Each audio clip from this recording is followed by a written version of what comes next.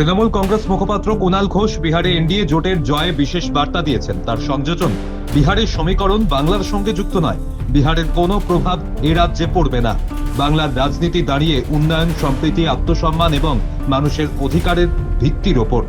তার দাবি, এই কারণেই বাংলায় আবারও বিপুল সংখ্যাগরিষ্ঠতায় সরকার গড়বেন মমতা বন্দ্যোপাধ্যায়।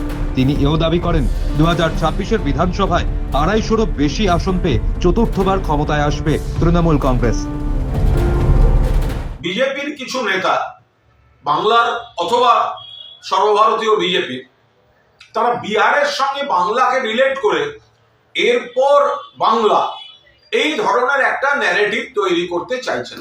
খুব স্পষ্টভাবে বলে রাখি, বিহারের ফল যাই হোক, দয়া করে কোনো কষ্টকল্পিত তুলনা বাংলার সঙ্গে করতে আসবেন না। বিহারের ফলাফলের বিন্দুমাত্র প্রভাব বাংলায় পড়বে না। আপনারা এসআইআর বা এই ধরনের যা ইচ্ছা চক্রান্ত করতে পারেন, তার মোকাবিলা মমতা ব্যানার্জির নেতৃত্বে অভিষেক ব্যানার্জির সেনাপতিত্ব হবে। কিন্তু বাংলার রাজনৈতিক ফ্যাক্টরগুলি সম্পূর্ণ আলাদা। এখানে উন্নয়ন, এখানে বাংলার সম্মান, বাংলা ভাষার সম্মান, পরিযায়ীর প্রতি চূড়ান্ত অপমান বিজেপির, তাদের অধিকার রক্ষা, বাংলার মানুষের বৈধ ভোটারদের অধিকার রক্ষা, কেন্দ্রের টাকার জন্য বঞ্চনা, প্রতিশোধের রাজনীতি, এখানে বিজেপি মানুষের দ্বারা প্রত্যাখ্যাত। আর শীত, গ্রীষ্ম, বর্ষা মমতা বন্দ্যোপাধ্যায় ভরসা, যার উন্নয়নের মডেল অন্যান্য রাজ্যকে অনুসরণ বা অনুকরণ করতে হয়।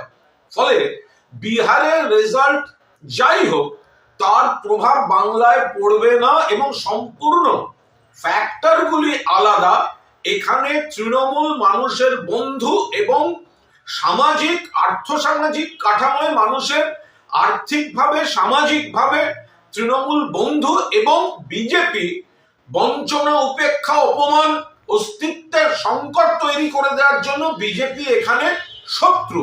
ফলে 250 আসন নিয়ে প্লাস মাইনাস চতুর্থবারের জন্য বাংলায় মুখ্যমন্ত্রী হতে চলেছেন মমতা বন্দ্যোপাধ্যায়। বিজেপি যে নেতারা বিহার দেখিয়ে বাংলা টেনে সকাল থেকে মন্তব্য করছেন, তারা অকারণ পরিশ্রম করছেন। বিহারের সঙ্গে বাংলার ফ্যাক্টরগুলির মিল নেই এবং বিহারের নির্বাচনের কোনো প্রভাব বাংলায় পড়বে না। বাংলায় তৃণমূলের পাশে মানুষ ছিলেন, আছেন, থাকবেন এবং বিজেপি এখানে প্রত্যাখ্যাতই থাকবে।